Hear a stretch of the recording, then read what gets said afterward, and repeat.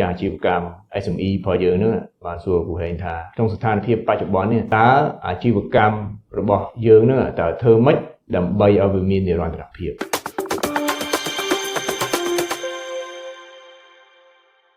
គូហេងមានធានបទថ្មីមួយក្តៅដែលម្ចាស់អាជីវកម្ម SME របស់យើងហ្នឹងបានសួរគូហេងថាក្នុងស្ថានភាពបច្ចុប្បន្ននេះតើអាជីវកម្មរបស់យើងហ្នឹងតើធ្វើម៉េចដើម្បីឲ្យវាមាននិរន្តរភាពបាទខ្ញុំមុននឹងបកស្រាយនៅ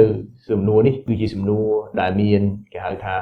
ចំណុចខ្លាំងនិងចំណុចខ្សោយរបស់យើងយើងត្រូវភាគរកចំណុចខ្លាំងនិងខ្សោយរបស់យើងនៅក្នុងបរិបទដែលយើងមិនប្រើប្រាស់ទំនិញនាំចូលពីប្រទេសថៃអញ្ចឹងបងប្អូនម្ចាស់អាជីវកម្មយើងនឹងគឺថាមានការសប្បាយចិត្តផងនិងមានការបារម្ភផងអញ្ចឹងបានន័យថាសំណួរហ្នឹងសំខាន់យើងត្រូវយល់ថាទាំងអស់គ្នាហ្នឹងត្រូវគិតថាធ្វើម៉េចឲ្យមាននិរន្តរភាពតើអាជីវកម្មប្រភេទណាដែលវាជាអាជីវកម្មដែលត្រូវរកទទួលទាននៅក្នុងពេលបច្ចុប្បន្ននេះហើយអាជីវកម្មទាំងអស់នោះយើងអាចគ្រប់គ្រងអាចប្រកួតប្រជែងនៅលើទីផ្សារបានយ៉ាងដូចម្តេចជាធម្មតានៅលើទីផ្សារសេរីទំនិញមានច្រើនប្រភេទទំនិញមានទំនិញចំនួនអញ្ចឹងយើងមិនមែនមានន័យថាតែទំនិញយើងមួយមុខតែគេទិញយើងទេទោះជាស្ថានភាពបច្ចុប្បន្នទំនិញថៃយើងមិនប្រើប្រាស់ហើយឲ្យតែទំនិញកម្ពុជាគេសុទ្ធតែទិញយើងមិនមែនមានន័យដូចនេះទេទំនិញកម្ពុជាឧទាហរណ៍ម៉ាកទឹកស្អ៊ីវមិនដឹងជាទឹកស្អ៊ីវមានប្រមាណប្រភេទគុយទាវក៏មានគុយទាវច្រើនប្រភេទអញ្ចឹង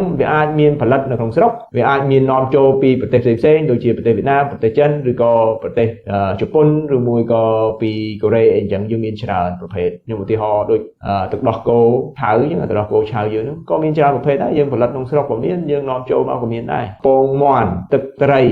ខ្នុរទឹកស្អ៊ីវអូខេយើងមានទាំងអស់សូម្បីតែបន្លែមិនមែនមានន័យថាបន្លែដែលដាំនៅប្រទេសកម្ពុជាយើងទេគឺមានបន្លែពីវៀតណាមបន្លែពីចិននេះមកច្រើនអញ្ចឹងការធ្វើអាជីវកម្មនៅក្នុងទីផ្សារសេរីមានការប្រកួតប្រជែងខ្ពស់អញ្ចឹងបងប្អូនម្ចាស់អាជីវកម្មគួរតែគិតសម្លឹងទៅវិញថាបើមានការប្រកួតប្រជែងខ្ពស់តើយើងត្រូវធ្វើម៉េចយើងអាចគ្រប់គ្រងថ្លៃដើមបានយើងធ្វើម៉េចផ្សព្វផ្សាយឲ្យគេស្គាល់អំពីផលិតផលយើងដើម្បីឲ្យស្គាល់ពីគុណភាពរបស់យើងហើយចុងក្រោយនេះយើងត្រូវគ្រប់គ្រងការលក់ហើយនឹងមានការកត់ត្រានៅបញ្ជីចំណូលនិងចំណាយឲ្យបានត្រឹមត្រូវពីព្រោះការធ្វើអាជីវកម្មបើយើងគ្រប់គ្រងការលក់បានយើងគ្រប់គ្រងចង្វាក់ផលិតកម្មបានយើងគ្រប់គ្រងបញ្ជីការបានទៀតនោះបានន័យថាអាជីវកម្មយើងនឹងមាននិរន្តរភាពទៅមុខជាមិនខានបាទហើយក្នុងករណីដែលបងប្អូនមានបញ្ហាកន្លែងណាមួយសូមស្វែងរកការប្រឹក្សាពីអ្នកយោបល់បើសិនជាត្រូវការផ្នែកលក់យើងទៅប្រឹក្សាជាមួយអ្នកលក់ទៅបើយើងមានបញ្ហាផលិតកម្មយើងទៅប្រឹក្សាជាមួយអ្នកមានពិសោធន៍ខាងផលិតកម្ម